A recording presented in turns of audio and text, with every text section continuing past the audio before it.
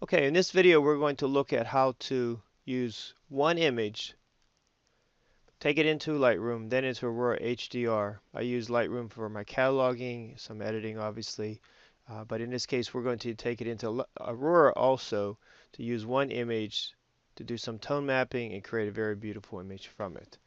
Alright, so what I do is I always drag the images from the SD card to the folder on my hard drive where I want to keep them, and then when I import them into Lightroom, I then select, I just drag them over. It seems to me as it works a lot faster that way. So in this case, we're going to do File, Import Photos.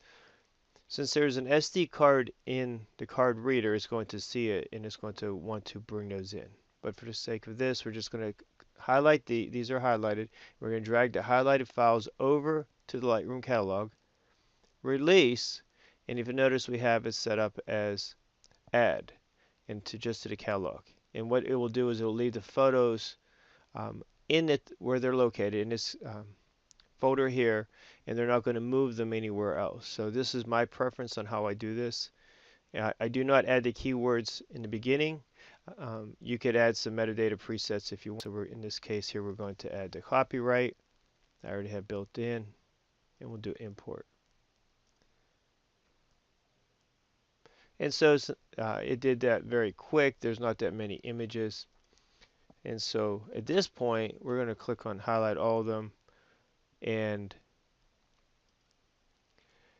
we can add our keywords that we want. So if we just put a comma, we could start to add some that I have on this. We could go through and go and do a bunch of others that we have. I already have those in there. Okay, so that's basically that. Then Control D is going to deselect any of the images that you have selected. And then we're so in the case there I had more than one image selected, it will only Control D, as I stated, will deselect all the images. So we clicked on that. A couple of things to note. In the upper right here, there's somebody was coming into the scene. I took this image with the Olympus 17mm f1.8. It's the equivalency of about 34 millimeters on a full frame sensor. It's a great little lens. It's very fast to focus. It's sharp, and it's nice and lightweight. Just was using it in here. I swapped out different lenses when as we were walking around, but this was what I used for this scene here. Gave a really nice, just slightly wider than what you normally see with the eye. Okay, so again, there was somebody coming into the scene. The other part here that I will crop out later is this. I just want to bring it up and just make it a little bit wider looking than what it currently is. Okay, so there's a couple methods to do that. A few things I really want to point out is I export out of Lightroom into Aurora, and I keep the Lightroom modifications.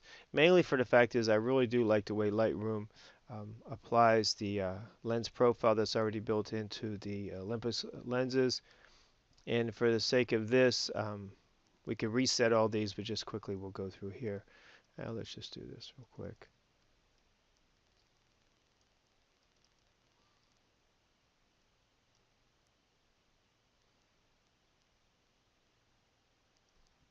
Alright, we're going to warm this up, so we're going to take it to cloudy. I like it just slightly warmer. Right click, go to export, and again you have two options. Open source files, this would be that there would be no Lightroom adjustments added. This one here is edit a copy with Lightroom adjustments. Okay, there's only one image, so it's basically the exposure value is set to 0. I have tone mapping selected. In a future video we'll go through and look at the differences with and without it, but in this case here we're going to keep tone mapping selected. Click Create HDR.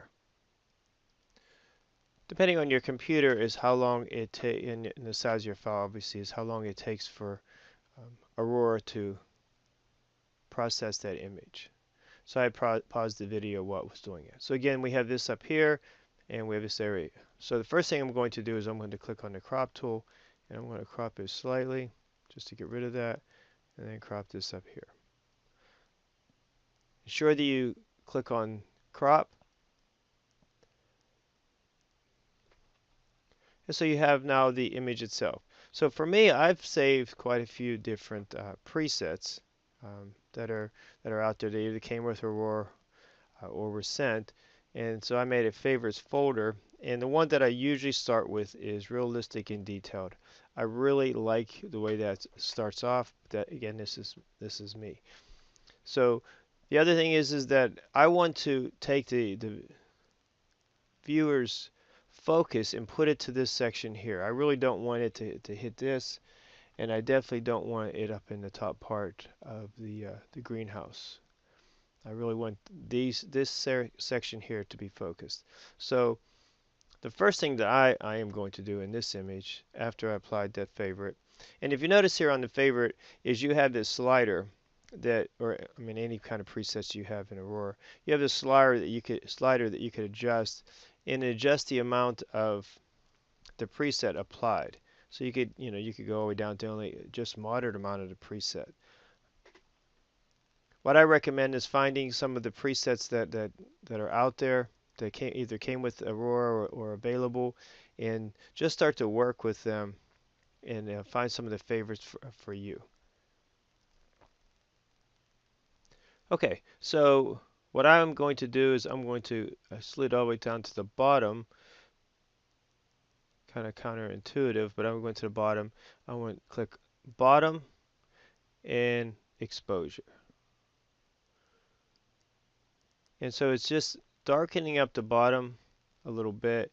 If you want, you could add a little bit of contrast to it, but it might bring the eye too much to it, but we'll add a little bit just for the discussion of this. At the same time, I'm going to click on top, and I'm going to darken a little bit at the top. But again, this is just me. I just like it in this manner. So we're going to quickly go through these. We'll talk about these at another time. But you'll see right away that these are the sliders that we're building into that preset. If you feel that any of these are too strong, like if the HDR enhances too much, drop it down a little bit. You just bring it back a little bit. And when you're editing, if you just click on here, it'll show you what it looked like previous. The other way is if you want to click on this, and you could just drag to see what it would look like in this manner here. I like to use this one. This is just this is me. I like it this way. So again, I darkened up this a little bit. The eye I want to focus on here, but for you maybe this isn't the way you like it. But I typically will apply one of the presets, get me close, adjust some of this, the opacity, and then I will go through each of the sliders. The smart tone, if you want to bring that up, bring a little bit of Christmas, Christmas, yeah, getting close. Drop down the highlights, shadows, start to play with it a little bit. Make it something that you like. My suggestion always is to avoid over baking an image to get it so that it really does look like an HDR. Just make it look like something that pops a little bit, have a little bit of punch to it. I like that it darkened this up. That was first thing. Second thing is I wanted to do the darken the top up. And you could when you could zoom in and look and see if you have to apply some noise.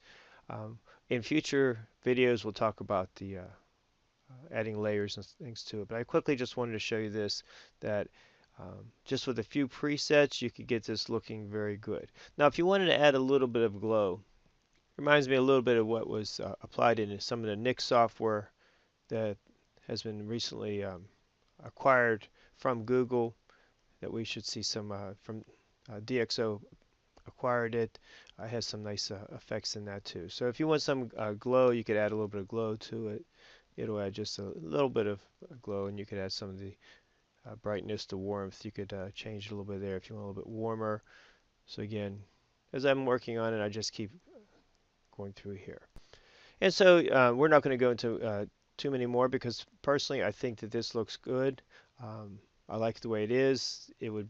I use a lot of these images for cards that I send folks, get well, things like that. And so I think this would be a nice card. It has area here that if you want to put a little bit of writing on there, on the outside, if you want to like get well or thinking of you or thank you or something to that effect. I think it's a very pretty image. So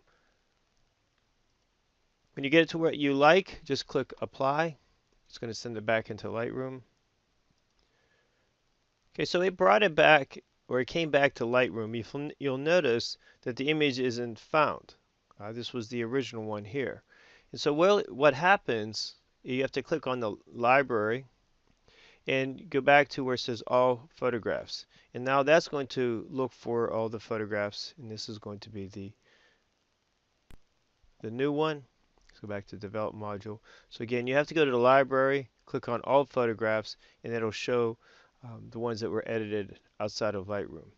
And so this was the edited image. So this was the first one, and this is the second. I mean, the first one is in of itself isn't bad. We could have done a lot of this in Lightroom. Could have dropped the highlights, brought up some contrast, clarity a little bit, and things like that. Just wanted to show you how you could use Aurora HDR for one image. Now, maybe for you it's a little bit too much. Yeah, maybe you want to take down and drop the contrast even some here, but I think it's a nice looking image. Before I would export this, I will take this into Photoshop and clean some of this here up. But for the sake of this is one image. You can take it into Aurora HDR and do a really nice job creating a beautiful looking image. Thank you. Thank you for watching this video. Stop back for more tips and tricks using Lightroom, Photoshop, Aurora, and many other software applications to enhance your photography. Thank you.